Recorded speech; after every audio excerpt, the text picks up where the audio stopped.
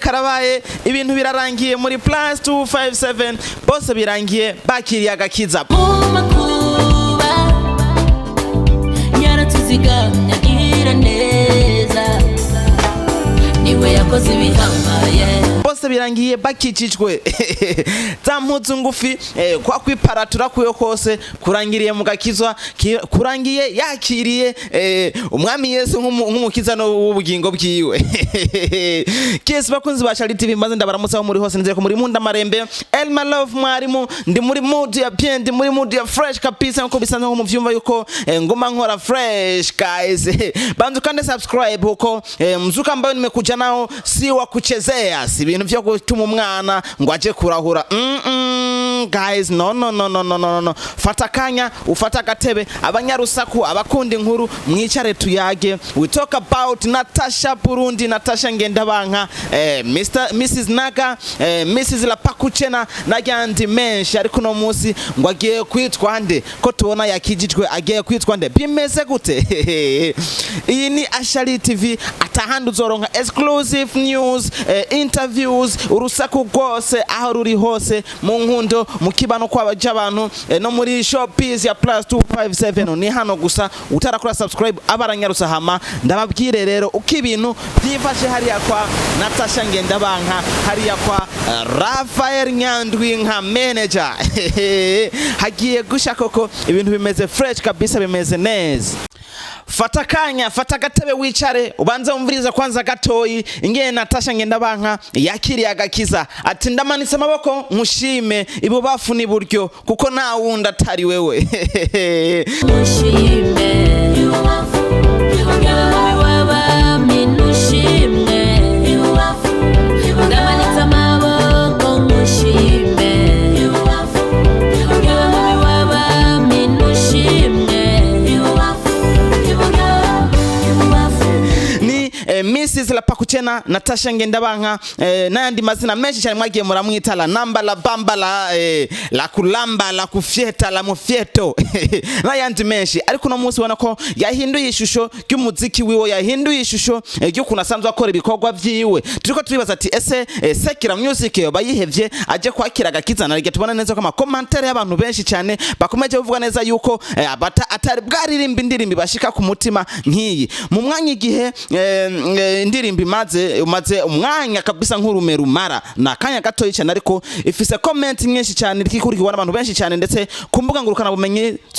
zose nkuko ndiko ndabiraba bimeze fresh video imeze neza ndetse iratomoye kandi iratahuritse zamini yataye zakabutura ngufi yataye kwa kwiparatura yahevye yambaye ibintu birebire nta namano yiwubona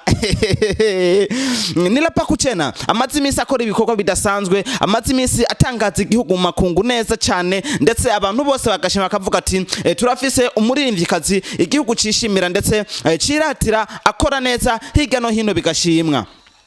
inyuma yo kuboneka ka video ari muri studio na Call the Magic cyanye Magic Mix umurozi wa hit asanzwe akora ama hit song menshi cyane ndetse yatumye indirimbo nyinshi z'igihugu zikundwa henshi bivanye na touch waba yashizemwo barabonetse muri studio bako baratamba turavuga ati peut-être agiraza n'ikindi kintu nyuma ya Pakuchena kiza kugusambura abanyagihugu ariko kandi asubiye kuboneka muri indi shusho muri indirimbo araboneka neza yuko yitandukanije na Natasha twari tuzi yitandukanije na Natasha umuntu wari we wese yumvira yuko yoba runo munsi biramwerekana neza yuko ari umuririmbyi asanzwe akora indirimbo yoza yose akora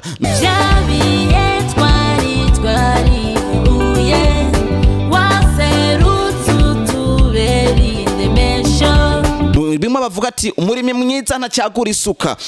yaba gafuni arakora yaba umujojo agakora niko bimeze ariko kandi Natasha Ngendabanka muri video yashizemwe abandi bantu benshi batandukanye tubona twe dusanzwe tuzi nk'abafanzi biwe ndetse na manager wiwe Rafa akaba ari mu hari inyuma ariko arakubita kwanza umenga ari mu mayaya muri iburyo ibubafu iburyo ibubafu ariko kandi ni Natasha yari yatumye abantu biwe babegwa. Raba location bakoreyemo ni location zitangaza ubwiza bw'igihugu, location zitangaza hari iwacu mitumba berekana yuko Afrika ari heza ndetse hanaberewe cyane gose. Ariko kandi si ico gusa n'imyambarire bambaye ki Afrika, bambaye neza cyane ubona ko bishimishije. Abakoraliste hari inyuma bakavuga ati iburyo ibubafu no nyene baberewe. But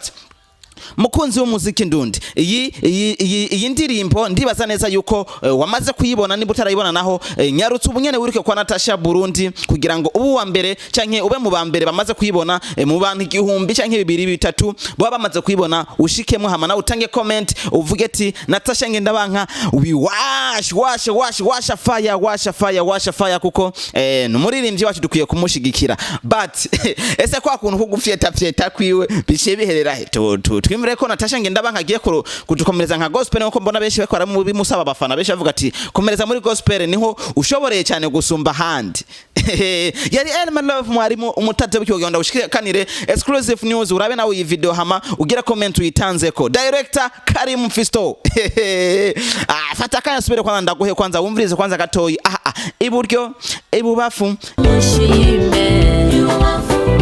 ibubafu minushime ibubafu ndamanitse amaboko mushime ibubafu ibubafu minushime ibubafu iburyo ibubafu nushimwe niyo titre y'indirimbo guys ndabakunda cyane gose. Hi guys, murakomeye. Kubatashowe kumenya ni Jado Mix akaba ari we CEO w'Imvura Fashion ariyo batazira Institut Supérieur de la SAP. Tukaba twifujije kubamenyesha abanywanyi b'Imvura Fashion yuko twahezagiwe kuronka ikibanza gishasha ariyo location aho dukorera Imvura Fashion. Tukaba turi muri Galerie de Boulevard opposite y'ahahoze Havana. Tukaba ikibanza dukoreramwo shop ni B12 muri Galerie de Boulevard. Hama karibu cyane mwese, turabashimira gose ababandanije bafata amaboko Imvura Fashion. Tukaba tushatse no kumenyesha kuba tazi Imvura Fashion ni company yiyemeje kwambika abantu muri East Africa. Tukaba tunodalinga n'ibintu bivuye hanze y'igihugu bicishije mu Imvura Fashion. Bisigura yuko ikintu cyose ubikeneye kizima ushobora kukironka mu Imvura Fashion. Murakoze cyane, ndabatumiye mwese kuri Galerie de Boulevard.